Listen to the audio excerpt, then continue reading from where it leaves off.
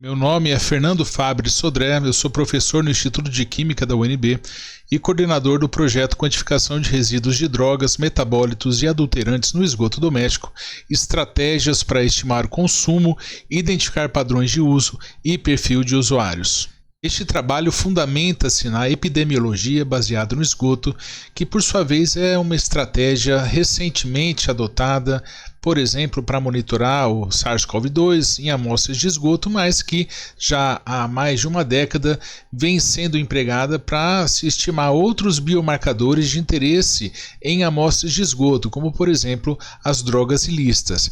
Nesse contexto, essa estratégia, ao contrário das mais utilizadas para se estimar consumo, não se baseia em indivíduos, mas sim numa comunidade. E essa comunidade está exposta a uma série de bens de consumo que, por sua vez, trazem substâncias químicas que são potenciais marcadoras dos hábitos, do estilo de vida dessas pessoas.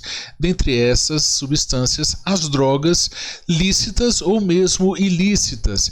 E a partir do momento que há o consumo, há a excreção, há a metabolização e os produtos desse consumo podem ser obtidos através de um monitoramento de amostras biológicas, como o caso da urina e do sangue, mas também em amostras de esgoto, já que grande parte desse material excretado encontra as redes de saneamento básico. Nesse sentido, se você tiver regiões diferentes atendidas pelo esgotamento sanitário, é possível estabelecer um mapa de consumo através da coleta de amostras de esgoto. Nessa representação, a ET é colocada aqui e a partir do momento que se estabelece uma amostragem na entrada dessa estação de tratamento, é possível coletar amostras representativas em refrigeradores automatizados, retirar alíquotas para análise, proceder a uma análise química e a partir desses dados fazer uma estimativa do consumo que houve de uma determinada substância a partir de um biomarcador apropriado.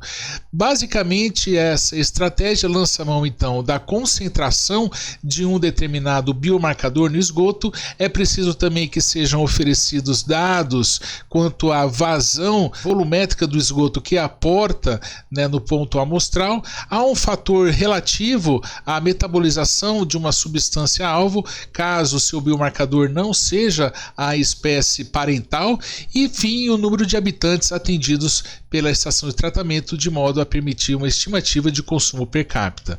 Nesse trabalho, os objetivos originais foram investigar amostras de esgoto quanto à presença de cocaína, seus metabólitos e adulterantes, e do etilsulfato, biomarcador para o consumo de álcool. Além disso, investigar padrões de consumo e do poliuso de drogas. Porém, com o advento da pandemia, houve a necessidade de se estabelecer novos objetivos para que o tempo pudesse ser melhor aproveitado. Nesse sentido, foram investigadas cocaína e seus metabólitos, incluindo o metabólito que é o coquetileno, que é o marcador junto ao consumo de álcool, o carboxy-THC, um biomarcador do consumo de cannabis, além do diazepam, uma droga de abuso de uso controlado. Então, com base nessas informações, foi possível ainda investigar os padrões de consumo e do poliuso de drogas durante um período específico que foi o Carnaval de 2019. O primeiro trabalho associado a essa estratégia foi a estimativa do consumo e a predição da concentração ambiental de diazepam via epidemiologia baseada no esgoto. O Brasil é um dos maiores consumidores de benzodiazepinas, é uma substância que está relacionada à elevada taxa de transtornos de ansiedade da população brasileira, e o diazepam ela é uma substância psicotrópica controlada pela Anvisa por meio da portaria 344/98. O objetivo então foi estimar o consumo de diazepam via epidemiologia baseada no esgoto e comparar esse resultado com os dados fornecidos pela Anvisa quanto à sua comercialização. Com relação à predição da contaminação ambiental, foi utilizada uma equação que leva em consideração o consumo, que por sua vez foi estimado via epidemiologia baseado no esgoto, além da taxa de remoção do diazepam em uma estação de tratamento de esgotos, do volume de esgoto que aflui na estação de tratamento, num fator de diluição relativo ao aporte do efluente tratado em um corpo aquático. No nosso caso, o corpo aquático modelo foi o Lago Paranoá, aqui na região de Brasília, e o número de habitantes da população investigada. Amostras foram coletadas nas estações de tratamento Brasília Norte e Brasília Sul, que atendem, além do plano piloto de Brasília, outras regiões administrativas, e as amostragens foram feitas durante o período do Carnaval de 2019. Foram coletadas amostras durante 15 dias consecutivos, incluindo o período de Carnaval entre o dia 1º e dia 6, além de dias seguintes até o dia 15 de março de 2019. Foram obtidas amostras compostas ao longo de 24 horas, coletadas com amostradores refrigerados automatizados. A extração do diazepam foi feita em C18, empregando diazepam deuterado como surrogate, e análise por LC-MS com superposição de matriz e monitoramento de reações múltiplas, e foi obtido um limite de detecção de 0,3 nanogramas por litro.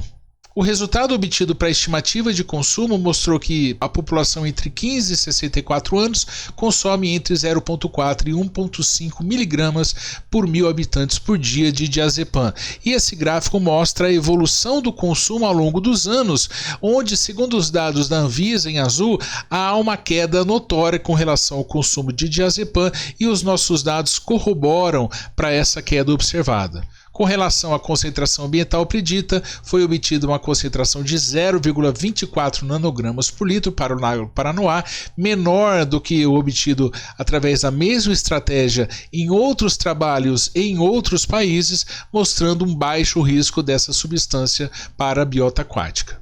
O segundo trabalho foi a estimativa do uso de cocaína e cannabis durante o Carnaval brasilense via análise do esgoto. As substâncias investigadas foram a cocaína, a benzoilquigonina, que é o metabólito usado para calcular o consumo de cocaína, o coquetileno, que é formado mediante consumo de cocaína junto com álcool, e o carboxy-THC, que é o metabólito usado para estimar o consumo de cannabis. Tal qual no trabalho anterior, as amostras foram obtidas durante o Carnaval. Foi realizada a extração em fase sólida, como a fase polimérica do tipo HLB, e também foram utilizados padrões deuterados como surrogate. A análise também por LC-MS, onde foram obtidos limites de detecção de 3 nanogramas por litro para os cocaínicos e de 15 nanogramas por litro para o carboxy-THC. Nessa figura são apresentadas razões de concentração dos diferentes analitos. Os resultados com relação à razão cocaína, benzoil e quigonina mostram que a origem da droga no esgoto foi de fato via consumo. Com relação às razões coquetileno, benzoil e quigonina, foram observadas razões mais baixas que o esperado, mesmo assim maiores valores na região norte, mostrando um consumo maior associado ao álcool, e isso foi mais notório nos finais de semana. Com relação à razão carboxy-THC e benzoilquigonina, isso mostra para a gente que há uma preferência pelo consumo da cannabis em detrimento à cocaína na região norte. Nessa figura são mostrados os perfis temporais de consumo de cocaína e de cannabis, e a gente observa que, de um modo geral, nessa região em cinza escuro, um consumo mais elevado de ambas as drogas durante o Carnaval, em especial na região norte, que é uma região caracterizada por uma população mais jovem aqui no Distrito Federal. Com relação à cocaína, observou-se um consumo estável no fim de semana seguinte ao Carnaval. E isso não é esperado, já que em finais de semana há historicamente relatos de consumos mais elevados. Isso pode ter acontecido em função do consumo do tipo binge durante o Carnaval, que leva a uma situação de letargia ou de ressaca em dias seguintes, ou em função da menor demanda ou oferta da droga logo após o Carnaval, tendo-se em vista o maior consumo observado durante o Carnaval, ou mesmo uma alteração na constituição da droga a partir da inserção de diluentes, haja vista também o maior consumo de droga durante o Carnaval. Esse consumo volta a aumentar no 14º dia, que se aproxima do próximo final de semana, onde o consumo de cocaína é esperado que seja de fato mais alto. Com relação à cannabis, apesar de um aparente maior consumo durante o Carnaval, isso não é comprovado de maneira estatística, que nos leva a entender que há uma estabilidade do consumo ao longo dos dias, o que é o esperado para esse tipo de droga, já que ela não é uma droga de perfis recreativos, como é a cocaína ou mesmo o êxtase, o MDMA. Com relação ao consumo por períodos, nós observamos que de fato o consumo foi maior no carnaval, seguido dos finais de semana, seguido dos dias de semana.